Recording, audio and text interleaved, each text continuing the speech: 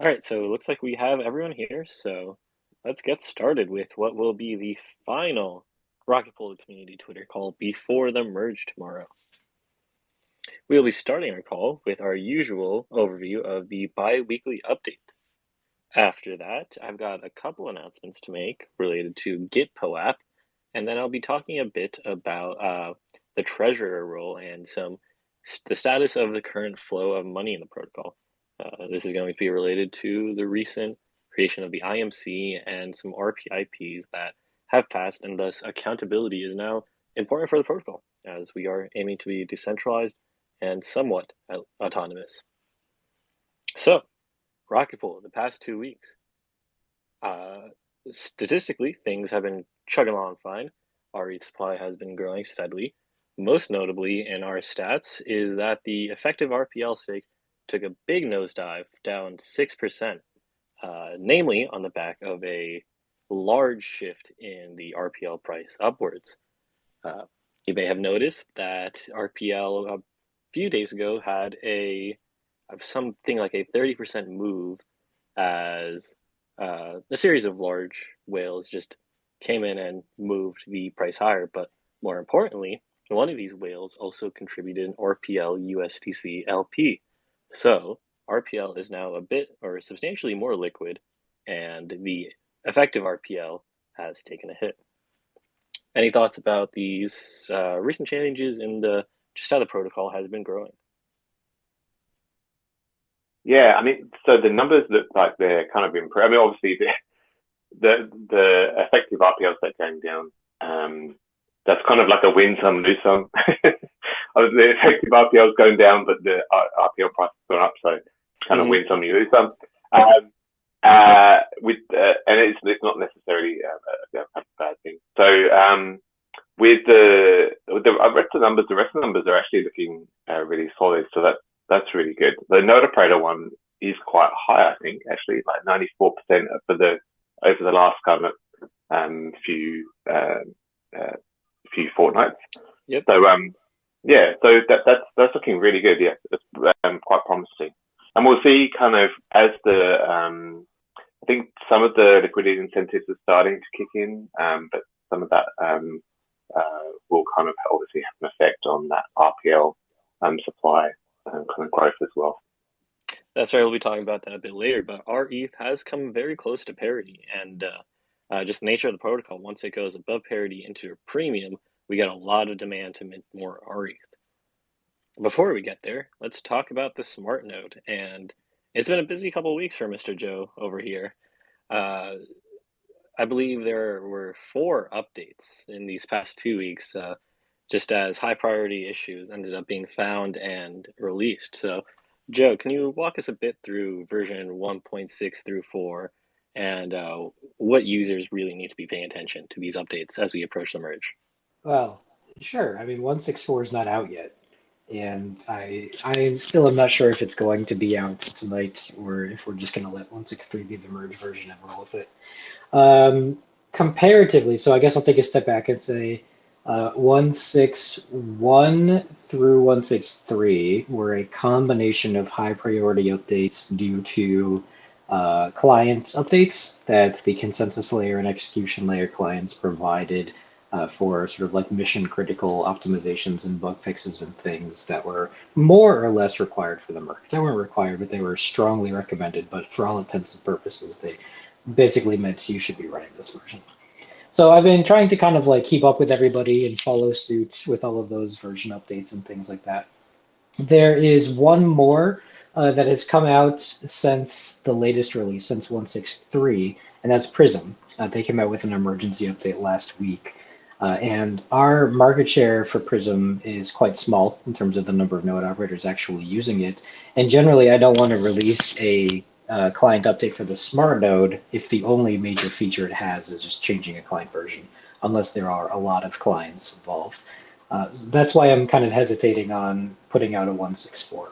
There are other things that can be added to it to make it a more useful release than just simply updating a client version, but they're not all done yet. So what I'm looking at right now is basically kind of triaging what can go into it and what can't, and how important it is that I release a 164 before the merge, essentially. I kind of want to let 163 ride just because we've had so many high priority updates in the last couple of weeks that I feel like I don't want to burn people out with these constant updates, you know? Yeah, from the user end, seeing all these updates can be a bit overwhelming. We did have Yeah. a bit of a hiccup, and I believe it was 1.6.2, where some users ended up with high CPU issues. Do you want to talk briefly a bit Oh, about that, and then your forum comment, which related to it?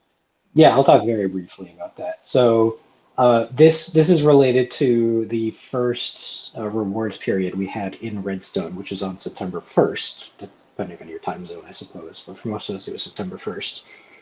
And essentially, what happened, I'm going to quote the forum post I put up on the DAO forum that has a complete post-mortem of that whole thing and some lessons learned and kind of like options as far as ways forward go. I don't want to cover the whole thing, but at a high level, essentially, it involved the way that something called events work in the execution clients like Geth and Bisu and Nethermind and things. So events are things that contracts can sort of emit that get stored by the execution client, but they're not stored on chain. So they're not part of the actual EVM itself. In other words, smart contracts can't read events. They're just sort of like, you can think of them as like debug logs, essentially. But out of band, kind of off chain applications can read those event logs. They can query the execution layer and say, hey, give me the event logs for this particular contract for this particular event that it fired between this block and that block. And it can kind of collectively run through and process all of them and get you those events and things. So it's useful for people to debug with. It's useful for things like the smart node, for example, to get events, to get notifications, to get state of the chain without actually needing to read anything on chain, with that kind of stuff. And in 161, when we did the Redstone rewards period, we used events to figure out the URL of the snapshot of the file that the Oracle DAO puts together that contains the snapshot for everybody's RPL and smoothing pool rewards for that interval. That's stored in a file on the interplanetary file system on IPFS, and the event that the Oracle DAO kind of produces once it collectively votes on what that file should be, what the correct file is, and the correct URL and things. Once it votes on it, it emits an event, and the smart node went to look for that event to figure out what the URL is. The problem is the smart node didn't really know where to start looking. So it does the safe thing, the default thing, which is it starts at the block that Rocket Pool, the protocol, was deployed to the chain at. And for mainnets, that was block like 13 million something, which was last September. It's about a year ago. It's a So lot of data. yeah, so it basically tried chewing through a year's worth of event notifications on chain to find the one that contained the URL for the file it was trying to grab for that rewards interval information. And the major problem is chewing through that much information takes a while. And when you couple that with the fact that it was trying to chew through it every 5 minutes as part of the rewards loop, or the metrics loop that we have for our Grafana dashboard, if it hadn't finished in the first 5 minutes, it would begin a second iteration of chewing through all of that Oh no, information I because the see. first one hadn't finished yet.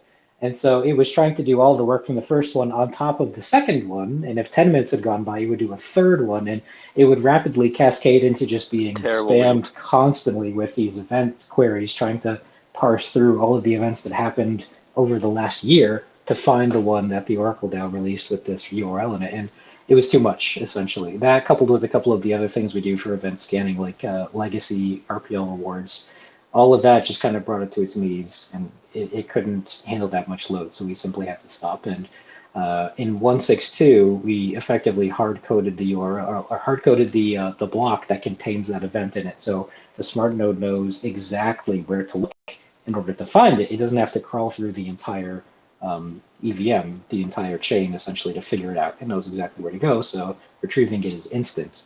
And it's a bit of a stopgap, mainly because it means like there is a method in place that will work as far as like forward looking for the most part. In future events, it will simply jump forward an entire rewards interval, and then it takes a window of a couple of days and looks through that entire window to see if it can find it.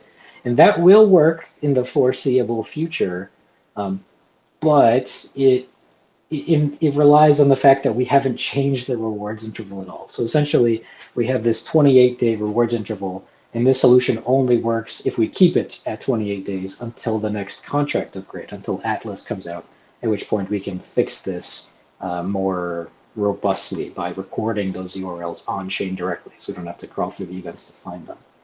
So the DAO post, to come full circle, that I put up yesterday describes all of this in glorious detail. It does a much better job than what I'm doing now as far as kind of overlaying how it works and what the underlying machinations are and things. And then it offers a couple of suggestions for how to fix this in the medium term until Atlas comes out and we fix this at the contract level. And I gave a couple of options, one of which was we just don't do anything. We use the stopgap system as is, and we employ our dev time elsewhere, since what we have is probably good enough for now, as long as we don't change the rewards interval. There was one that had sort of like a semi-stateful thing where the client would run through the entire chain once, and it would cache everything and store it to the file system, so once it had it, it didn't need to look it up again. And then there was one that did like a kind of a hybrid approach that started looking through things and saved a couple of things, but not everything, and so on and so forth. And I gave that to the community, and I said, look, this is important enough that I think you guys should have a say in what we decide to do here. And the response was unexpected, honestly. The response, for the most part, even though there are only a handful of replies in there, the response seems to be in favor of the don't do anything approach. Like, what you have is good enough right now, and let's just wait to fix this in Atlas so you can work on more important things. I was not expecting that, but that seems to be the way people are leading, which is interesting. I'm not fully technically not sufficiently aware of the technicals to comment on prioritization, but personally, that does sound like a fairly reasonable position, given that it seems that the stopgap will last a good amount of time, given there's been no desire from the community to change that rewards period. So it seems like we have a bit of a safe buffer for now. Oh yeah, it'll definitely get us there. I'm confident enough in that. And I mean, worst case, I have to do another smart node update so that people can claim if something goes wrong. And the argument there is, well, people should be updating their smart node anyway, so it's not that much of a stretch to do. Well, great, and that sort of ties us into our next topic in R&D, which is that part of this issue came from the rollout of garlic bread. And now that the issue was resolved, garlic bread, which is the, of course, new RPL claim system, seems to be a resounding success. RPL node operators now have much more flexibility in how they claim their rewards, as well as greatly reduced costs in claiming those rewards. So Langers, can you talk about, maybe Nick also, about the response we've seen to Redstone? Yeah, so I think people are, taking advantage of the RPL rewards that, or the kind of cheaper RPL rewards. It's definitely some people are just not claiming, which is fine as well. But because Redstone, also because garlic bread is snapshotted, that's also an option. You just don't claim until the very last minute you want to claim all of the rewards at some point. And so I think there's quite a bit of that going on as well. Yeah, so no, it's been really good.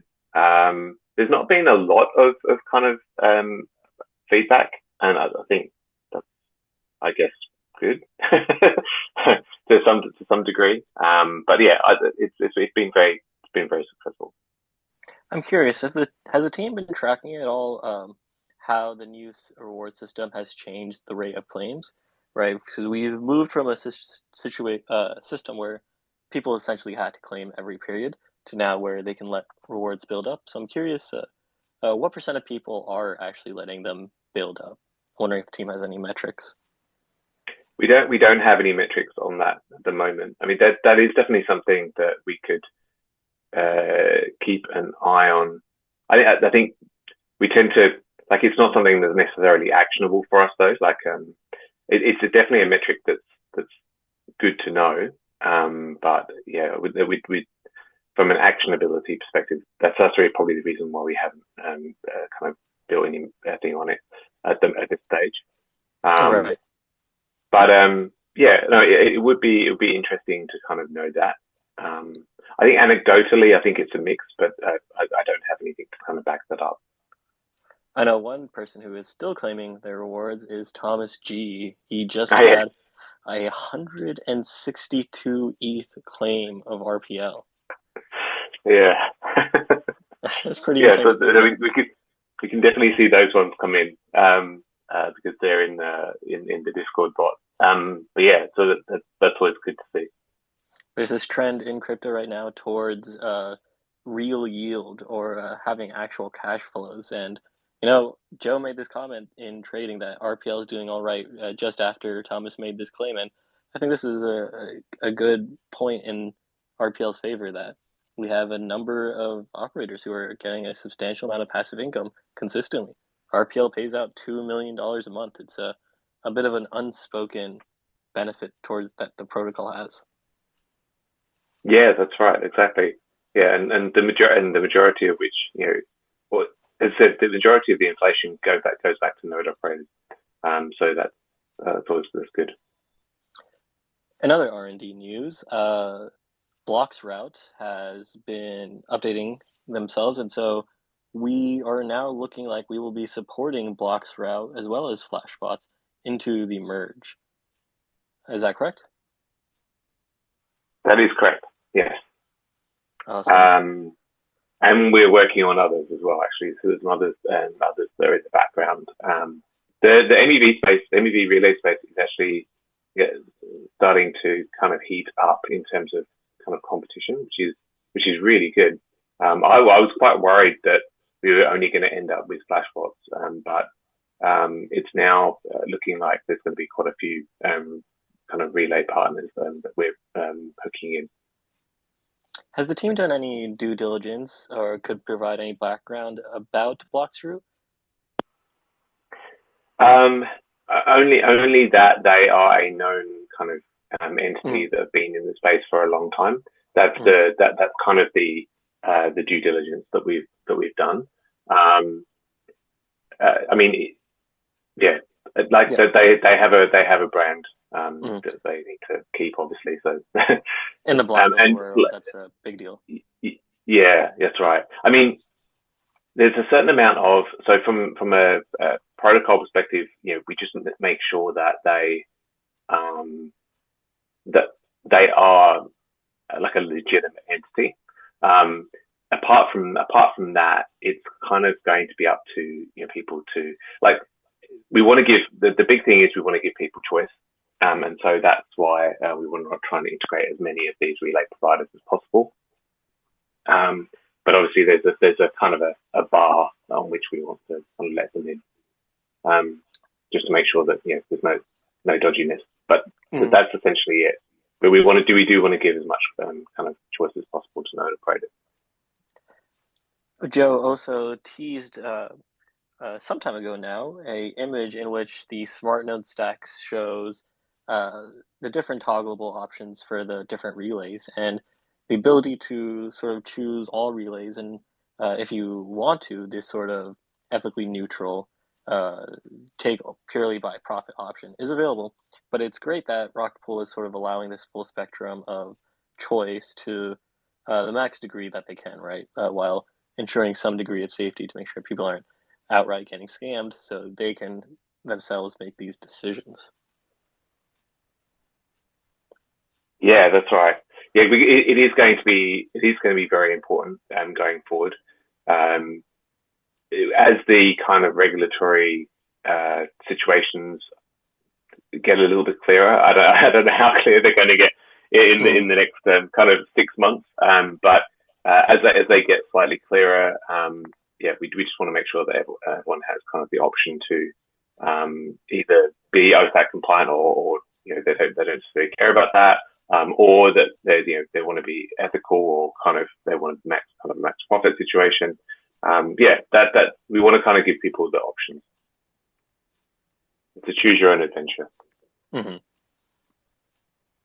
It's definitely a theme that's consistent with the Rocket Pool core ethos.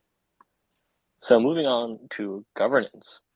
So a few major votes that have been going on and passed, starting with RPIP4, which codified a lot of the somewhat bureaucratic but technical and important information about how voting will be structured, and different just rules and regulations about how we can uh, make our governance more consistent and effective moving forward.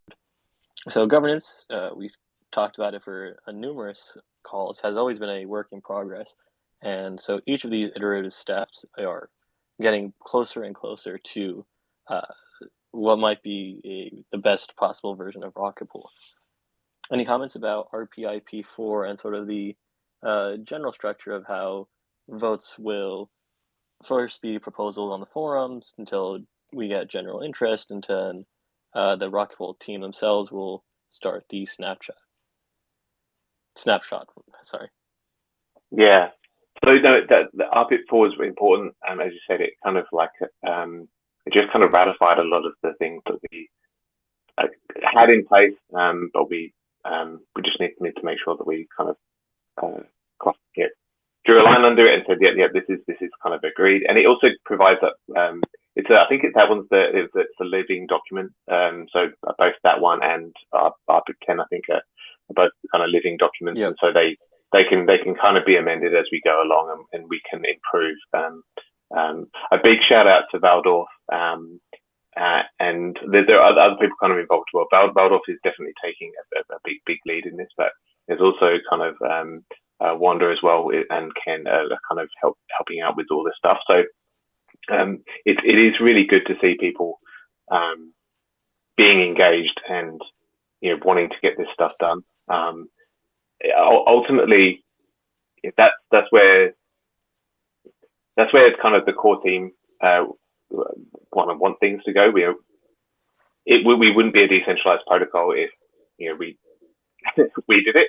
So, and it's good to see people standing up and kind of taking on the responsibility of doing these things. And it's certainly a fair amount of work to kind of coordinate with the community, get their feedback, distill down those thoughts and kind of put them to paper and put them up for vote. So it is kind of work that needs to be done, but it's also fantastic that somebody's taking the responsibility for it. Absolutely. Huge shout out to Valdorf, especially as we'll get to later on the call, his stepping up towards treasury duties. RPIP10 that you mentioned is important in that it amends and solidifies the committee member selection process. Now, this process is going to be very important as these committees will essentially control a lot of power moving forward in PDAO as they direct the flows of capital that the PDAO gets, which is considerable sums of money. So for liquidity incentives, the community was in such unanimous agreement that it was given a sort of hodgepodge, rushed through committee assignment. And now that we have some time that we've done the actionable things that we sort of like knew the community was already quite largely in agreement with, we can take a breather and now assess how we can make our process better and more resilient moving forward for other committee assemblies, such as the soon to be assembled grants committee. So largely, this is just a vote to make things clearer, but yeah, definitely important for the protocol. Yeah, I think committee selection, committee kind of assembly, is probably going to be one of those things that will continuously evolve throughout. And I think it's really, really important. It's something that I think DeFi protocols or decentralized protocols kind of need to get right. I mean, it's definitely applicable to Rocket Pool, but I'd imagine it's applicable to a lot of these decentralized protocols as well. And so I think it's definitely something that's going to evolve kind of over time as we get better and better at it. Absolutely. I don't think our current system of committee selection is one that is uh, resilient into the long future. It sort of relies on informal social reputation that's been assembled through the Rocket Pool community, which is great in the efficacy of assembling the team quickly, but is not sustainable for a decentralized protocol long term if you want to really be resilient towards governance attacks, which is broadly the topic that Darcius made in his somewhat controversial but important proposal in the governance forum. Uh, this proposal was talked pretty extensively in a chit chat that the team hosted. Uh, Nick, do you want to talk a bit about that chit chat and just broadly about how you thought that discussion went? I think, first of all, it's worth noting that it's probably a little bit of a different experience to what we're expecting to see going forwards with the weekly chit chats. The idea is the idea is to have them towards the end of the week. For this week, there will be a merge watching party where we're inviting everyone to join that audio channel as we simultaneously watch the official merge watching party on YouTube. If that's a little bit too confusing, there is an event at the top of the channels listen Discord that has a few more details there and a time which will be updated as we get closer to the merge itself. So yeah, perhaps starting to go off on a little bit of a tangent to your original question, but for this week, there won't be a chit chat towards the end of the week, but we expect from next week and going forwards, there will be one probably on a Friday for Australian New Zealand time, being Thursday for most of the rest of the world. And we can have just really a chit chat about whatever's happening, whether that's kind of a merge post mortem, whether it's whatever's happening in the market, CPI, or it could be a completely unrelated topic, just depending on kind of who's available, who wants to chat. Not that we will kind of prevent the discussion of anything related to Rocket Pool, but I think with these community calls, it's great to kind of cover off any relevant topics here. And then for people who just want to have a bit of a discussion with other community members, we can make that available too. And that will be kind of 2 opportunities every week to have a bit of a discussion. And that audio channel will really help to, it's possible to jump up on a Twitter stage here, but it's just kind of not the same. If we have everyone with equal access to be able to talk, I think it makes it a lot easier, and we're intending to move the times around as well so that people can hopefully have at least one of these calls, either the midweek community call or the end of the week chit chat to take part in. So looking forward to getting that set up as kind of a regular occurrence. Absolutely. But yep. I think also, not going back to not really answering your question, in terms of the first chit chat that we did have, I think that was an important discussion to have, right? There were certainly, I can't quite remember whether it was 3 or 4 people taking the time to articulate their views on what was the kind of trending topic at the time, being a proposal regarding the future of the PDAO. And I think it was well. It went well. It was a great use of the space, and it sounds like we've kind of come to a consensus across everyone. So yeah, it was a great time. It was I'm sure a bit of an off kilter as far as future chit chats will go, given that we had a guest host, David Hoffman, there to sort of drive conversation and sort of made it a kind of ODAO community team town hall, which was really cool to see. So definitely welcome all future iterations of the chit chat, however they may transpire, whether ultra serious governance discussions or we all cope together about how CPI is taking us into the toilet. So getting back onto governance, the Liquidity Incentives Program has successfully been rolling out its bribes on the Aura network, which is boosting liquidity for the balancer protocol on the rETH pair. This has mainly been directed towards mainnet and a bit on optimism. These bribes have been rolled out not at max power yet, otherwise we're a bit worried we would overshoot the sort of ability for these protocols to saturate the demand, which we actually saw a bit with the curve pool.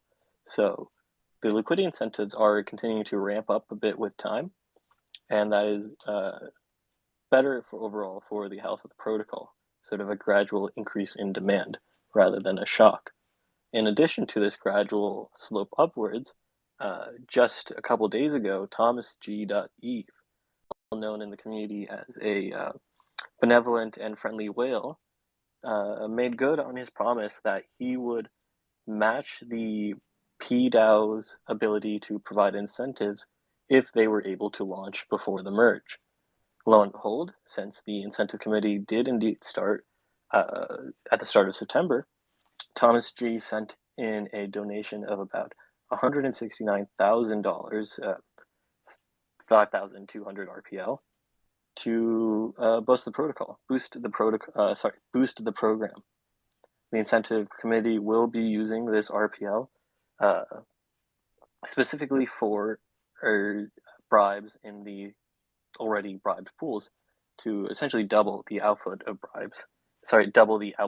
the bribes, meaning APYs will increase in these pools, drawing more liquidity in and making rETH much more liquid, as well as potentially pushing rETH into premium, which would drive quite a bit of rETH minting.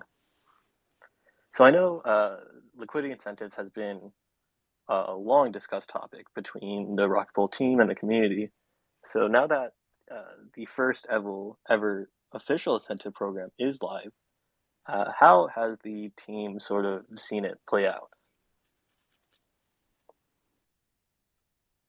I mean, it's probably still quite a little bit early for right. It's kind of on the outcomes of it, because it's still kind of I guess building up traction.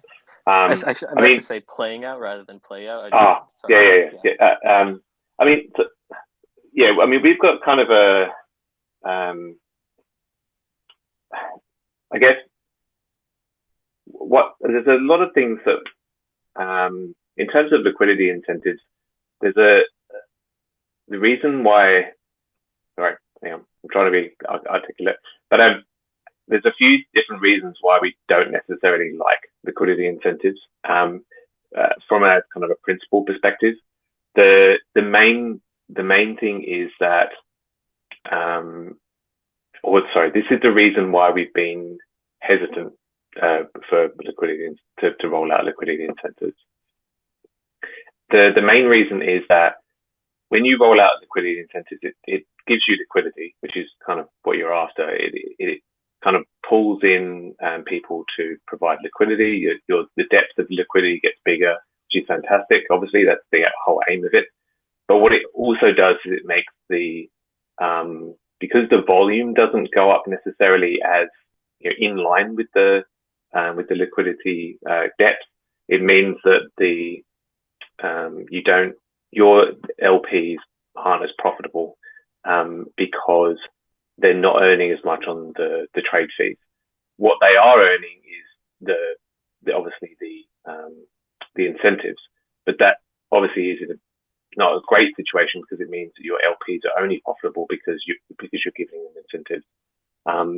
So that's the reason why we don't necessarily, or we've been hesitant about liquidity incentives. There's also the fact that it's a bit of a war of you're having to kind of increase. We feel that you're having to increase your the incentives constantly, because you're having to battle against other protocols as well, and you're in this kind of like war of incentives. With that said, in the current market conditions, having, liquidity incentives in place to level out that demand for rETH makes sense. So for me personally, I think that now is a good time to use those incentives to kind of boost that volume. The other big thing that I want to hopefully get out of this is that we get that Chainlink Oracle, because the Chainlink Oracle is the thing that's kind of holding us back in a few different integrations. And obviously, I think we're going to talk about it in a minute, but that's kind of happening now. So that's fantastic. And with the incentives in place, it will kind of boost the volume that is on the exchanges, which mean they'll provide market data for the Oracle and provide a solid Oracle as well. So yeah, there's definitely some wins out of that. That's a great summary about the nuances on liquidity incentives. There are certainly drawbacks to using them. Otherwise, absolutely everyone would be doing it. And I think that you summarized why it has taken so long for it to sort of roll out, and given that there definitely were concerns from a variety of parties about it. One of the main principles in the liquidity incentives charter was that the incentive committee ought not boost liquidity for the sake of just increasing liquidity, meaning we should not provide RPL incentive to increase rETH demand without any auxiliary benefit. One of the major driving goals for the incentive committee, as you alluded to, has been the attempt to drive rETH volume sustainably, so that Chainlink would be a reasonable path forward. So shout out to Scoot at Scoot_, who has put together a Dune dashboard where you can actually track rETH daily volume as well as RPL daily volume on the major exchanges. And since the incentives started on the 8th, mind you, this is the sort of launch level incentives that are going to ramp up with time. We've only had one day below 2 million in volume, with all the other days averaging in the 3 million plus range. So 2 million is sort of a holy number for the Chainlink price feed. So this is great news in that the incentives at least so far, seem to be working. We will. That dashboard is a lifesaver. Thank you.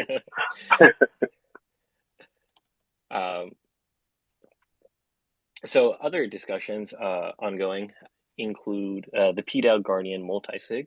Sort of how do we handle that? Who should be in charge of the PDAO Guardian? As well as website open sourcing and Kane's update on the Atlas protocol. So huge swath of different discussions ongoing there. Do you have any brief comments you would want to add about the PDAO Guardian? This is a topic that through Rocket Pool history has been brought up at various times, but of recent times it seems to have flared up again. If I'm completely honest, I want to digest that a bit more before I kind of give an articulate answer.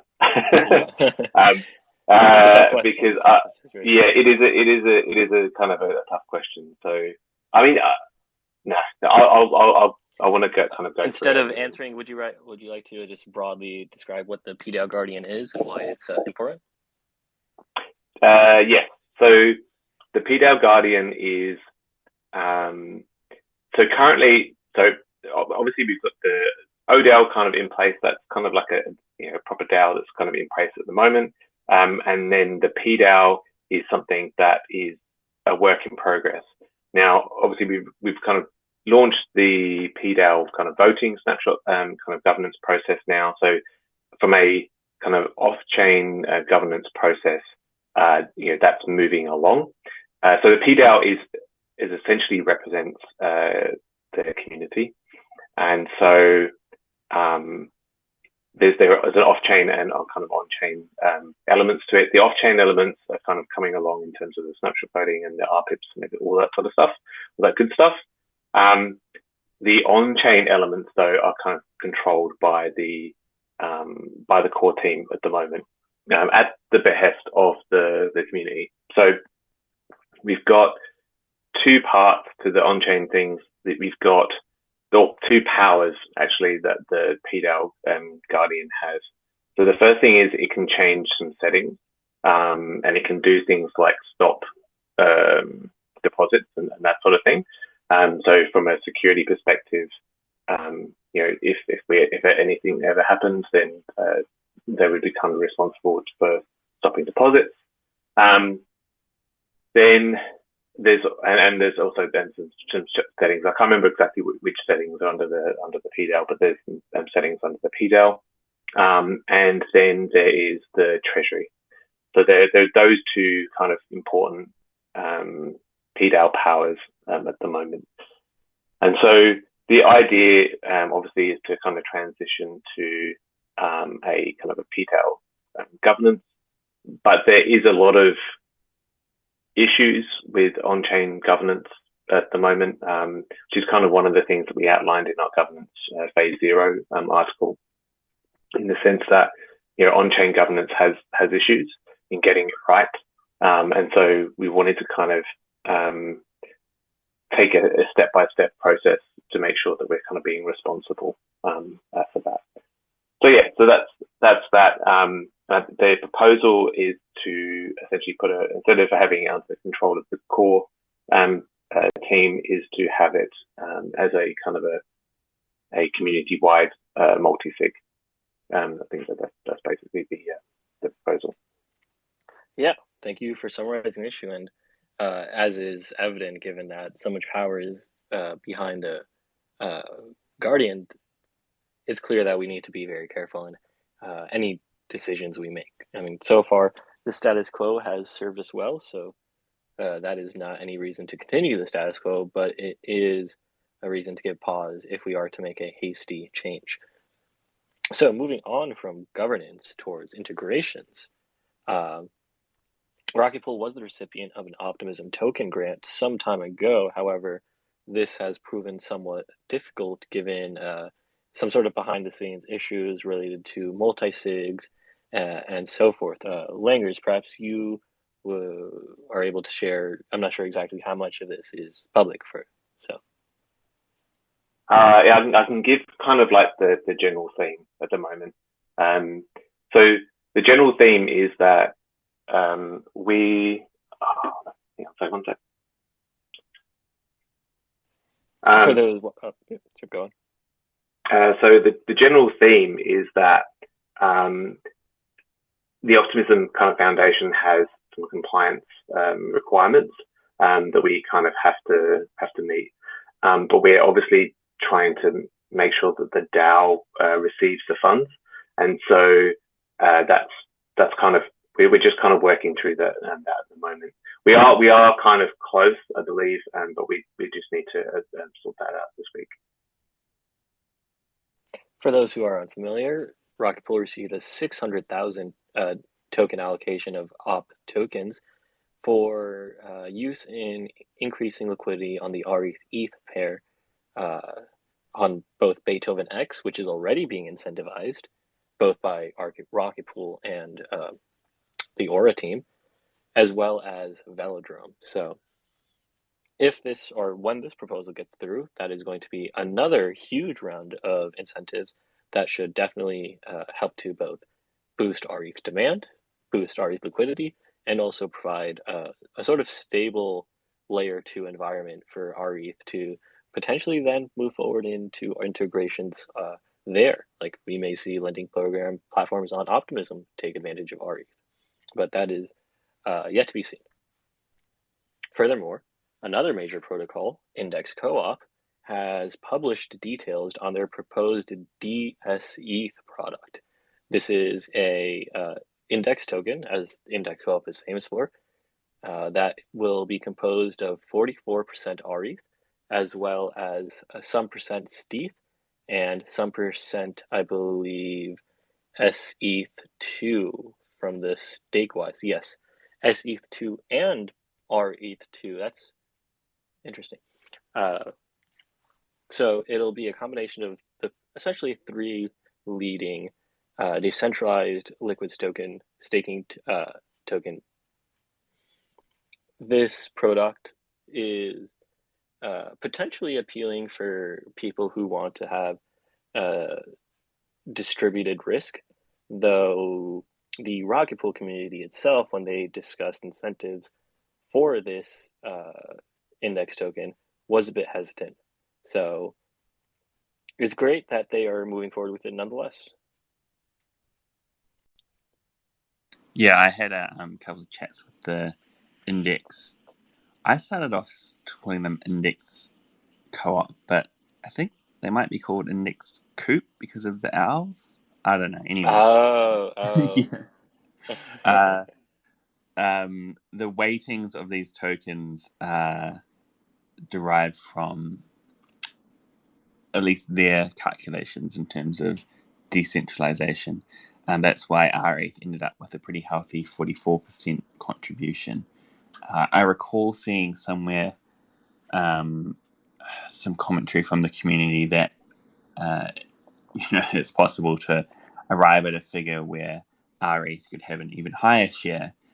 It's worth noting that their structure would cap any one token at no more than 50%, because, as you mentioned, Jasper, the whole point of this is diversification. But in any case, it's great to see that there's a third party out there who's recognizing the decentralized nature of rETH.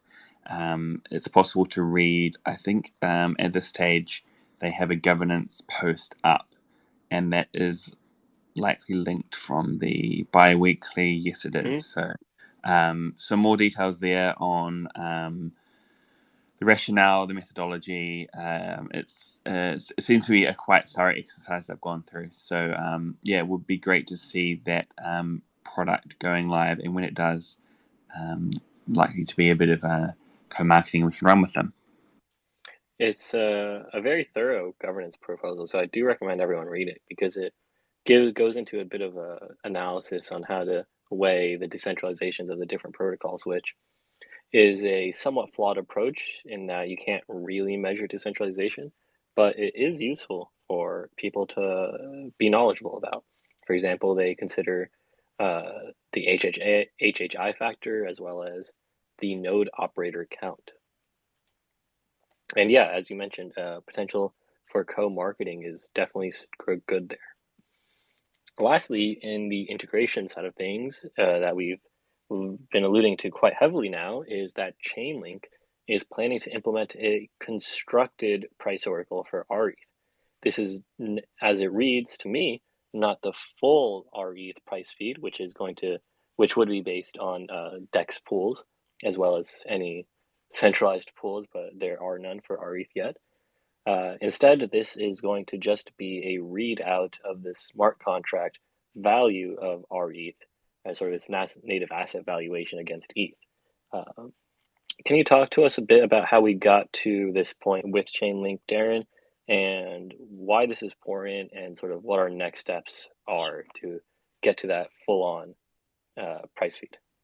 I'll just jump in here quickly to say that. Yeah. Pretty sure I used the wrong word. It's a calculated oracle, not constructed. Just if anyone was a bit concerned, but okay. I'll let you carry on from here. Yeah. So I should say that the calculated feed is kind of a bit conditional on them having enough kind of demand from partners who want to into it. I don't see that being a problem. The community and with your help as well, Jasper, have been kind of rallying other projects, and I think we've got enough demand for that anyway. But that's it's kind of conditional on them getting enough demand from there. So we've been having a long conversation with Chainlink. Along the way, they've kind of changed some different criteria. I think if we probably would have had a Chainlink Oracle quite a while ago if they'd have gone with today's criteria. But no, it's good that it's now kind of moving. I think having one of the things that they did say to me was like, "Wow, you've got a very passionate, very large and engaged community, don't you?" And I said, "Yes." They will never land it. So the community has definitely played a role in moving that forward as well. And not only that, but obviously there's a lot of different elements that have kind of come into place to kind of get that Chainlink Oracle. So it's really good to see it kind of moving in the right direction. As I said, it's a calculated feed, which basically means it's going to use our official kind of exchange rate as the kind of source. Now, what we've kind of said is, as the market data for rETH kind of improves, which is what we're hoping the liquidity incentives will do, that will kind of push up the volume, and so the market data will become a bit more reliable, which means that they will be able to kind of incorporate the market data, because the market data is kind of the gold standard in terms of the Oracle. So a few protocols don't necessarily like the calculated one as much, but it does give kind of an entry point in. So, which is really good. It means that we can incorporate. What we can do is migrate in the market data as it comes in, as it kind of improves, which is going to be fantastic. So, and that's obviously building up as you said, Jasper, on that kind of diagram, also the chart in terms of our volumes. We're already seeing that situation improve already. So that's good to see. So yeah, as that kind of incorporates the market data, then we'll have kind of a nice solid Oracle. I think that we're also interested in kind of pushing it out onto the L2s as well, so Optimism and to Arbitrum. So I think they're keen to kind of do that as we do that, so they can get kind of broader reach. And we're definitely working with partners to hook into that those price feeds when they're available. If you, the listener, happen to work for a decentralized protocol that would benefit from an rETH price feed, please let us know, or let Chainlink know. It would be a great help as we sort of move forward. Absolutely. Yeah. So Chainlink, of course, onboarding is going to open up a lot of DeFi applications for rETH. One recent update in the Aave side of things, some people who are familiar might know that there was an Aave improvement proposal to list rETH a few months back. That sort of got delayed given the lack of a Chainlink price feed. Aave relies on Chainlink.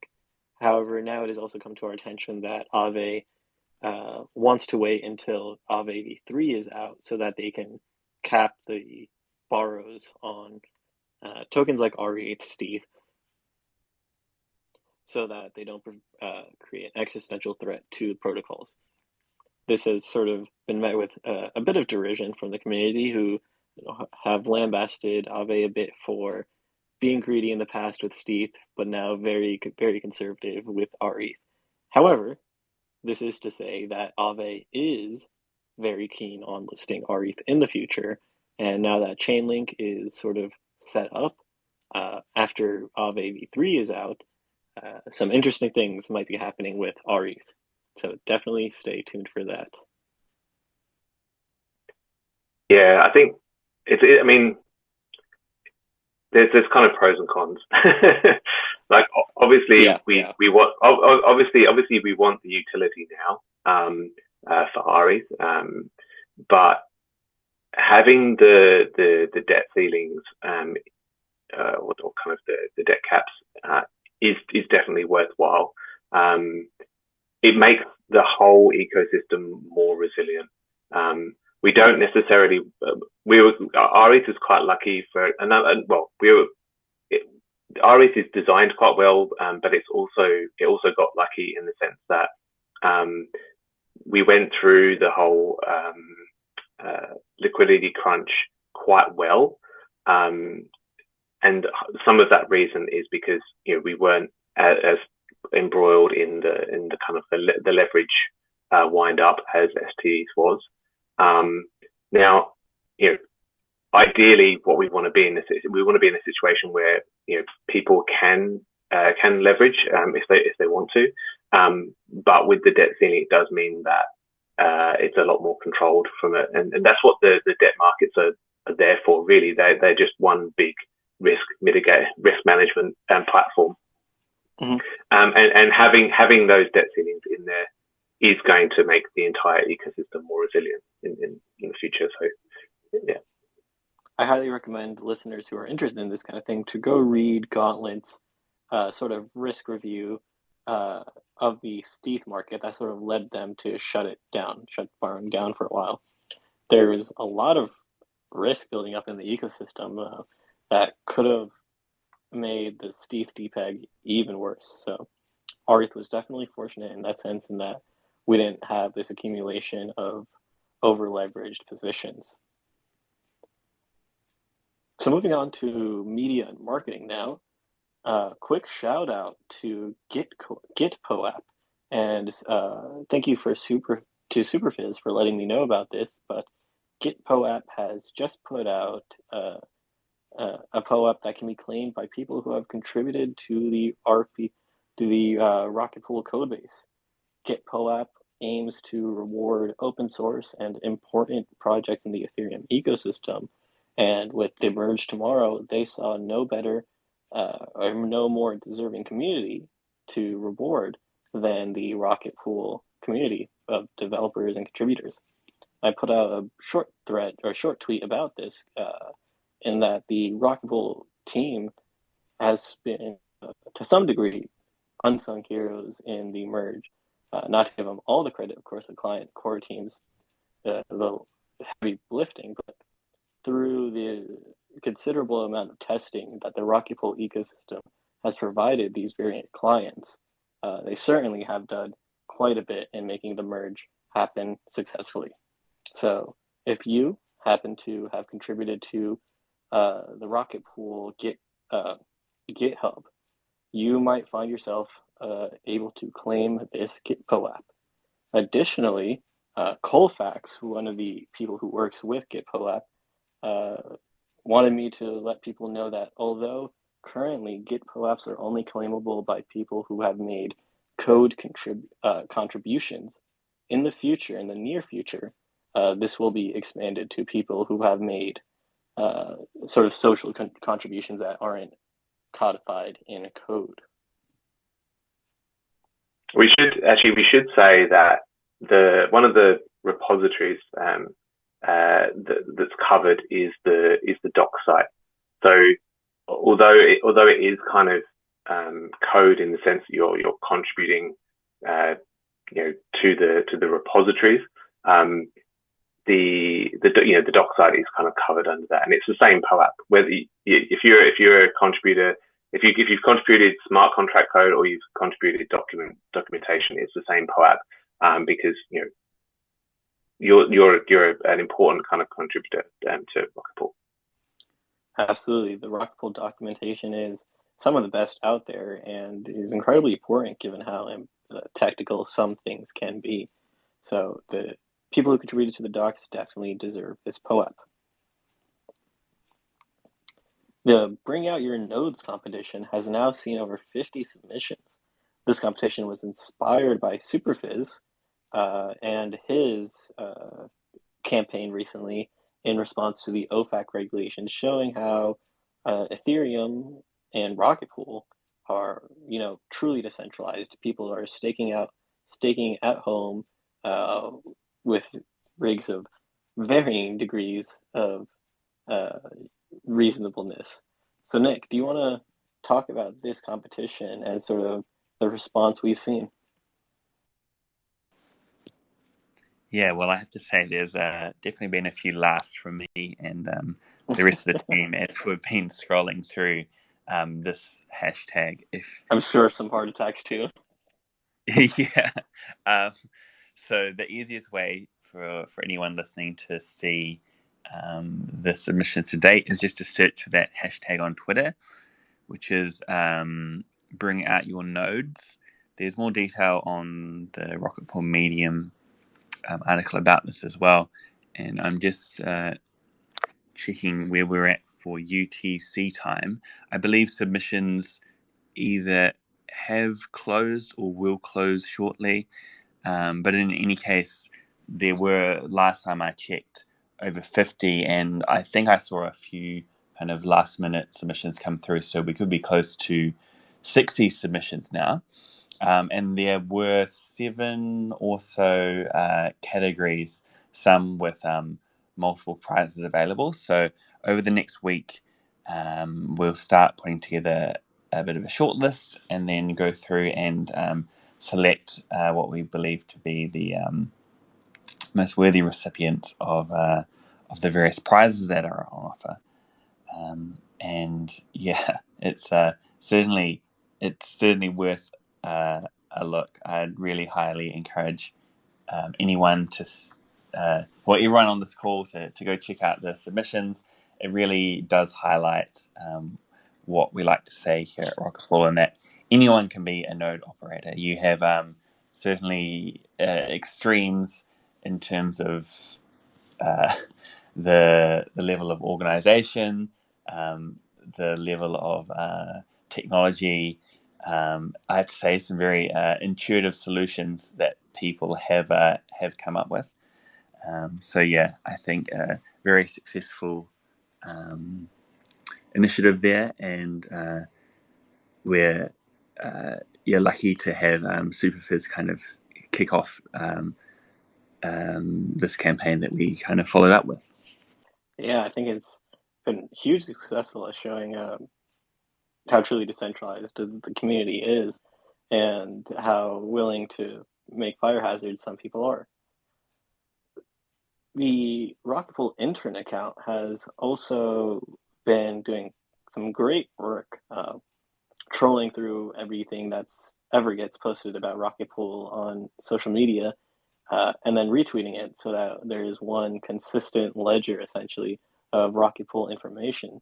And to sort of, I guess, make sure that this intern gets his name out there, the Rocket Pool intern is doing a sort of giveaway in the traditional like retweet format. So if you, the listener, would like to try your hand at winning some free RPL, go follow RP underscore intern, or sorry, RP underscore intern on Twitter, and potentially win some tokens.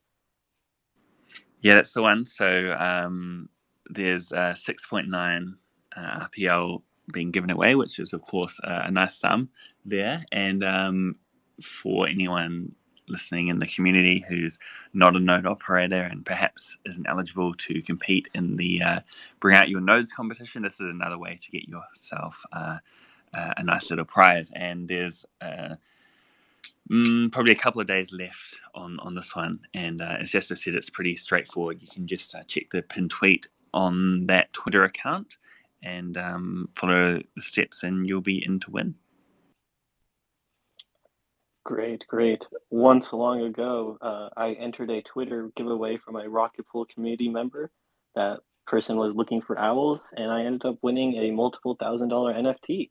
So the Rocket Pool community tends to somehow shuffle its wealth around quite well. So I recommend people to sign up. Who knows how much 6.9 RPL will be worth when you actually get rewarded it. So in other news, as we've mentioned earlier, the Chit Chat channel is now live on the Discord, and we will be doing a merge event later this week. Nick, do you just want to quickly rehash those dates for this next Chit Chat? Yep. So for this week, to celebrate the merge, yeah. Yeah. For this week, we're using it to celebrate the merge. So that will be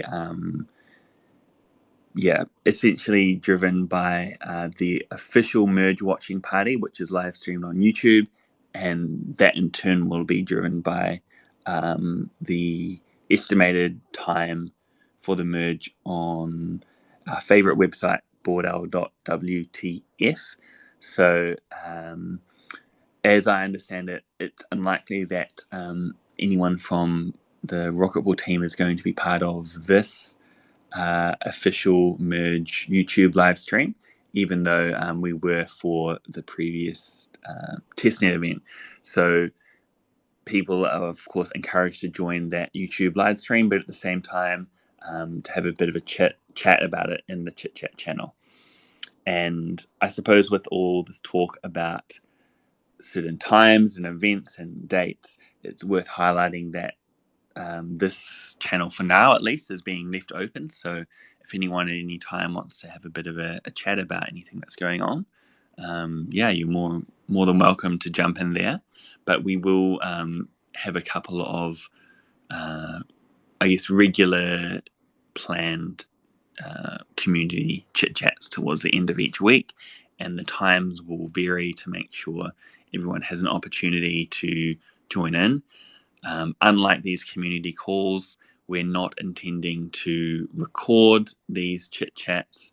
Of course, if there's interest in that, or something in particular that gets brought up that people want recapped, we could potentially look at that. But for now, the emphasis is just to have it on more of a casual conversation, as opposed to something like this community Twitter space where we're going through particular events in the Rocket Pool ecosystem. Great. You can definitely. Yep. I should say that in terms of the merge party, it's kind of, just in case this message hasn't gotten through, but the merge party is just for core developers kind of only, and that makes perfect sense. You want the stars of the show to be the core devs. They're the ones that have been working on this for for a very long time. So it's great that it's kind of all about them. It's not like we've been snubbed or anything. Yeah, I mean, these core devs have put their blood, sweat, and tears into the merge, so they deserve the spotlight here. Exactly. So speaking of spotlights, the spotlight was recently on Ken and Marceau, as they have featured on the Bankless Bullcast episode. This episode went over quite well, I think. They made a resoundingly strong case for Rocket Pool and rETH, both sides of the protocol.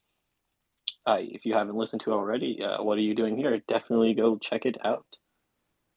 We've seen also a good amount of people come into the Discord saying that they appeared specifically because they'd heard about Rocket Pool on this Bullcast. Yeah, I don't think.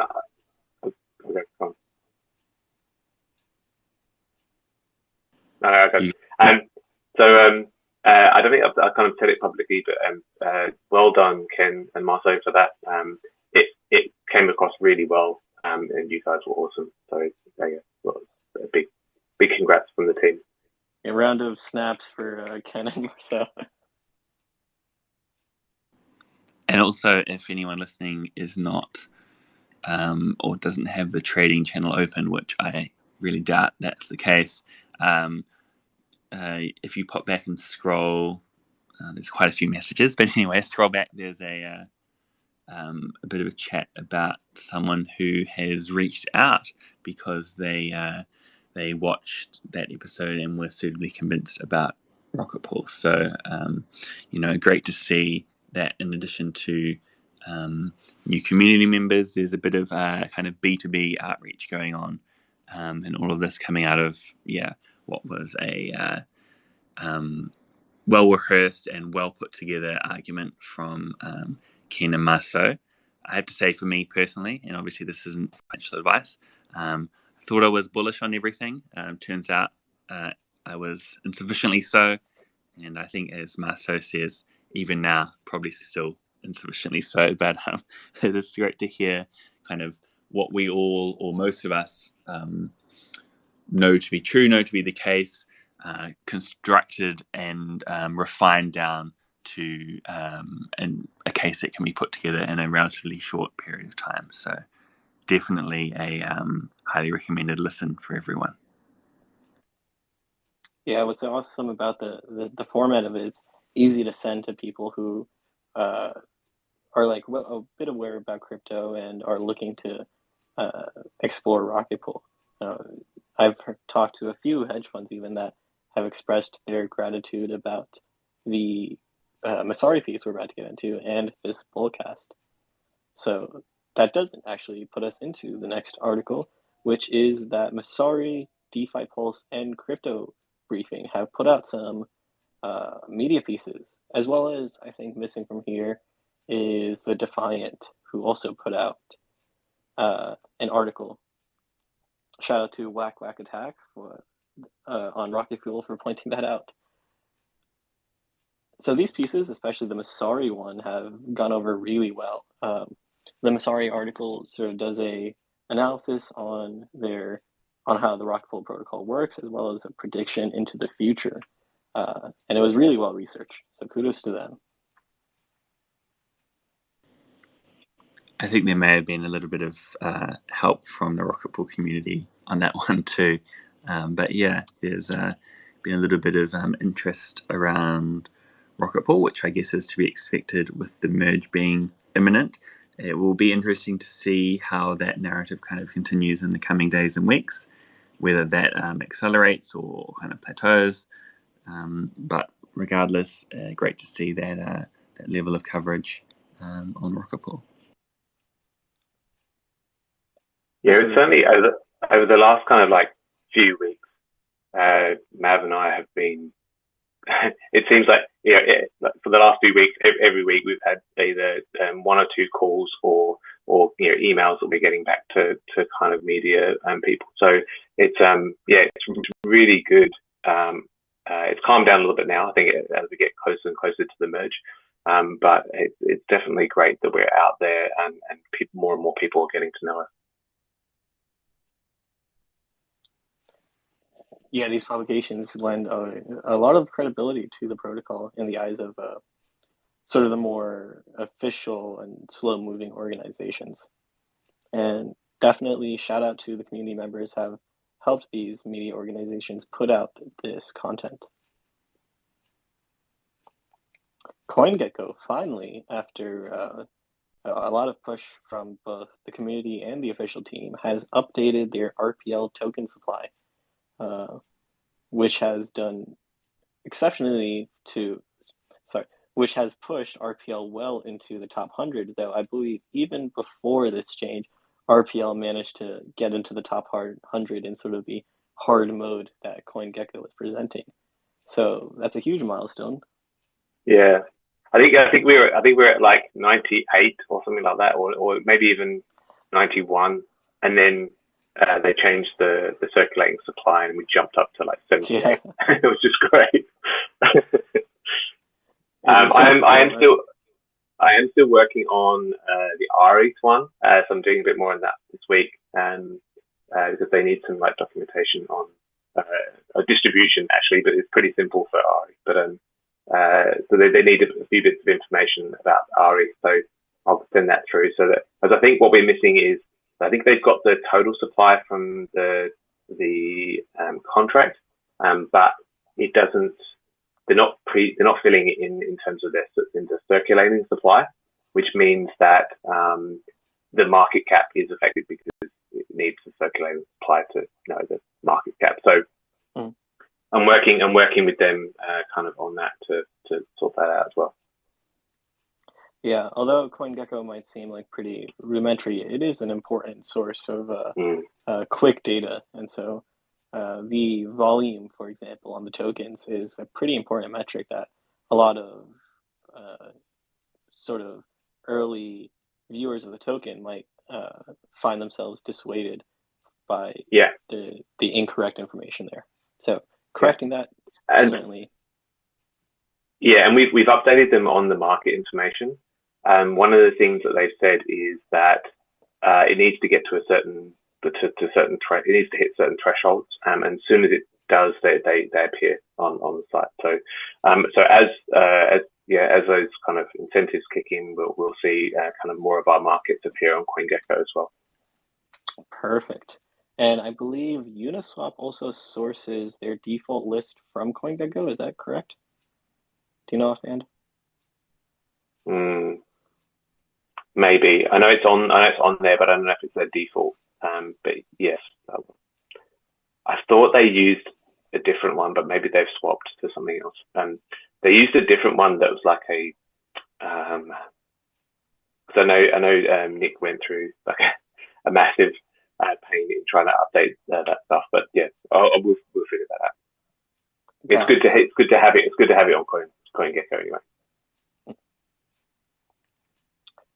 So Twitter has been popping off about Rocket Pool. Mentions have been at all-time highs, and we've seen tons of activity. Nick, do you want to talk a bit about this activity? Do you think it's sustainable, and why you think it's sort of happening? Yeah, I think to touch on your last point first, to a certain extent, number goes up, people get excited, and I guess that is understandable. But this data is sourced from a subscription I have to Lunacrash, which is kind of like a crypto-focused social monitoring platform. So not only do they kind of track and aggregate data in terms of mentions, number of mentions, number of accounts mentioning a token, they also can filter out some of the spam content that you might see, and which we have kind of experienced a little bit more of lately. I think also as you climb up the rankings on CoinGecko, there's a bit more attention given to the protocol from these spam accounts. But in any case, based on what Lunacrash has been tracking, we have hit that all-time high in terms of mentions of Rocket Pool. And in addition to that, there's been some kind of local highs, I guess, of other metrics that are related, things like the number of accounts talking about Rocket Pool. So in any case, that's great to see. Will it be sustained? I think the trend is certainly up over time, just like other numbers. It can sometimes dip. I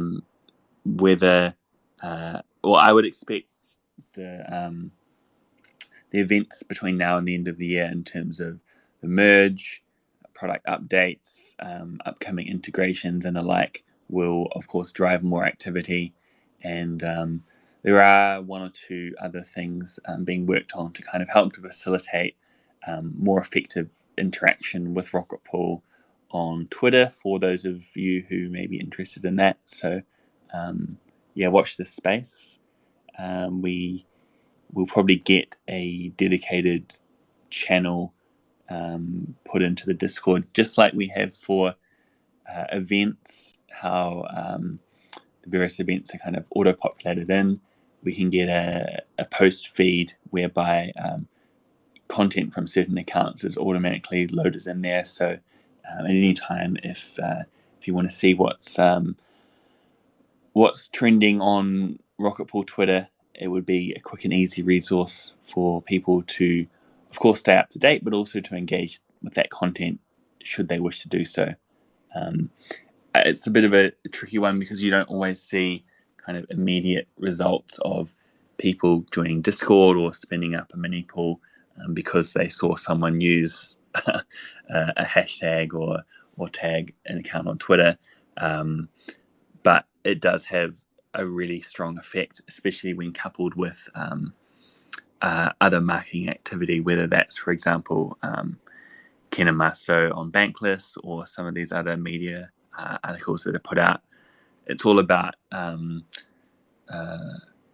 multiple parts of marketing activity coming together, and presence on Twitter is certainly a big one. So it's great to see. This platform also allows us to compare with other tokens.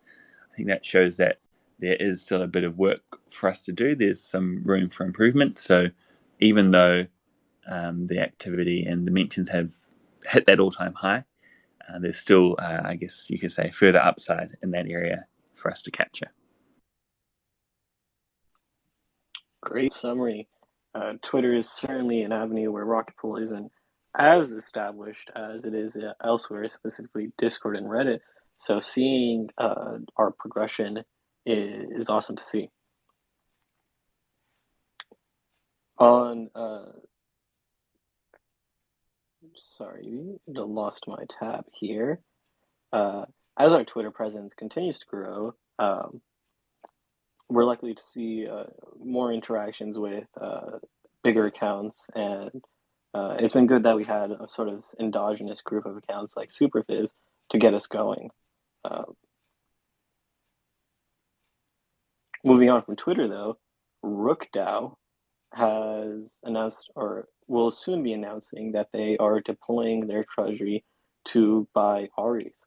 rookedao has been talking about this for some time now, but it is always awesome to see treasuries moving forward with investments in the Rocket Pool ecosystem. So I'm sure, though the Twitter activity may not have directly contributed to rookedao's decision, is, as you say, a cumulative effect in marketing, as well as it is a cumulative effect towards these DAOs ultimately making their decisions. Yeah, on Rook, it hasn't been kind of announced externally, but it is public, if that makes sense. There's been the odd comment in Discord on Rook. I think the easiest way, if you really want to catch up with what's going on, is just to search for Rook. There's a few posts there. I think people may have either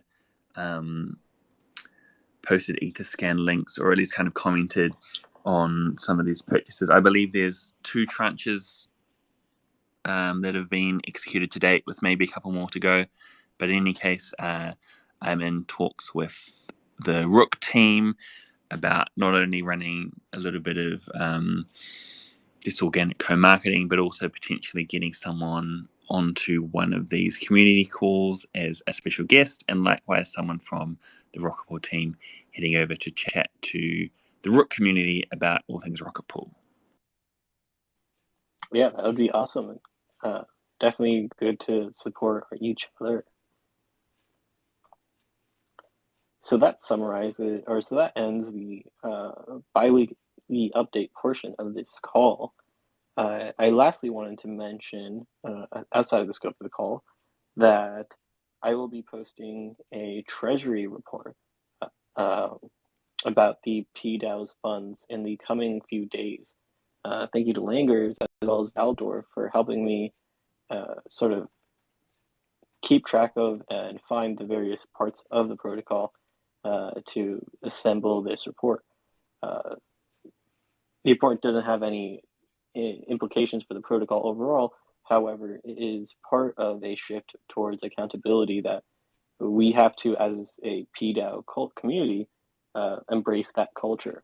So, yeah, just wanted to let you guys know that that report will be coming out shortly. So, and thank you for doing that work, Jasper. That's awesome. As part of the original vote to establish the PDAO Incentive Committee, sort of the actual budget outline itself, I sort of onboarded for a few months to serve as treasurer. However, after that ends, there will be a vote for a future treasurer. So, yep, is the status on that. And now, just to summarize the call for today. So at the start of the call, we talked about how the protocol has been trudging along effectively, and that due to the RPL price increasing quite substantially, we saw a big reduction in the effective RPL stake. In this world of the smart node, we had quite a few updates come out, and a potential another one coming shortly, in what was a pretty busy week for client-side update, pretty big couple weeks rather. The version 1.6.2 was also important in that it fixed a CPU issue that made node operation difficult for some. In R&D, we saw the implementation of garlic bread, which has gone over quite smoothly now, as evidenced by Thomas G and his massive 170 ETH claim. We also had confirmation from Bloxroute about integration plans so that we will hopefully be heading into the merge tomorrow with multiple working relays. Governance has been busy as ever, with some votes having concluded and others ongoing, namely the vote on the amendment towards RPIP 10, the budget allocation, to specify exactly how committee selection will work. Given the amount of power the committees have, this is an important vote to have your vote for. This is an important vote to have your voice heard on. The incentive committee has begun their work, starting with bribes on mainnet and optimism, and the effects of that have already been seen as rETH has consistently approached parity, and liquidity across mainnet and optimism has increased dramatically. The discussions on the forum also include the PDAO Guardian multisig, as well as the website and Atlas protocol. For integrations, optimism discussions continue on the obtainal of the 600,000 optimism tokens. Index co-ops continue to work towards their DSETH project, which will include 44% rETH. This is an index token, so it'll contain other LSDs, but it might be interesting for people who want to spread out their risk. Perhaps most important of all in this past couple of weeks is that Chainlink is now working on a calculated price oracle for rETH. This will, assuming demand and market conditions allow, eventually turn into the rETH price feed, which will then enable further DeFi integrations. Media and marketing has been really top-notch, with Git POAP honoring Rocket Pool contributors, the Bring Out Your Nodes competition going over very well, the RP intern hosting an RPL giveaway, and the Discord chit chat channel now being available. We also saw Kenan Marceau on the Bankless Bullcast doing an excellent job selling the protocol to all listeners. Masari, DeFi Pulse, Crypto Briefing, and The Defiant all put out great media pieces. Wow, that was a huge list of great media stuff right there. Further, CoinGecko updated the RPL token supply to finally be accurate, which has pushed RPL well within the top 100 tokens. And Twitter activity has reached all-time highs, as well as Rookdao beginning to deploy their treasury into rETH. Oh, one thing that I did miss earlier in the call is that a independent, I will emphasize independent, exchange, MEXC, has listed RPL for trading. I recommend anyone who wishes to trade here to do substantial due diligence, as this was fully independent of the team. And yeah. Do anyone want to mention anything briefly about MEXC? I think you summed it up pretty well, Jasper. But just to recap, we weren't kind of notified of their intent to launch RPL ahead of time. I seem to recall there was another kind of smaller tier 2 exchange that did something similar a little while ago. And I expect this is just because they're anticipating increased volume around the merge narrative, and would strongly encourage everyone. I personally haven't used a centralized exchange in a long time, but there's potentially deposit withdrawal fees, other terms and conditions that would apply, and potentially different jurisdictions as well would have different requirements. So please check it out. There's been no kind of action or research undergone by the Rocket Pool team, but it may be a useful kind of avenue for someone. And yeah, we just wanted to bring this up to prevent any kind of misunderstanding or assumptions that this was a listing that Rocket Pool had coordinated and was, endorsing when it's not the case. Thank you for that added context. Lastly, most important of all, in about 30 hours, or sorry, not even, Ethereum will be merging. And that is partly due to the great efforts of the Rocket Pool team. So before we end our calls, I just want to say thank you to the team, thank you to the Ethereum core developers, and thank you to everyone who is listening. I'm Jasper, and that's been your Rocket Pool community space. Thank you. Thank you very much, Jasper. Thank you very much, everybody. Have a happy merge day tomorrow. We don't see you. So, we'll see you on the other side of the merge, and really looking forward to it. One more sleep for us.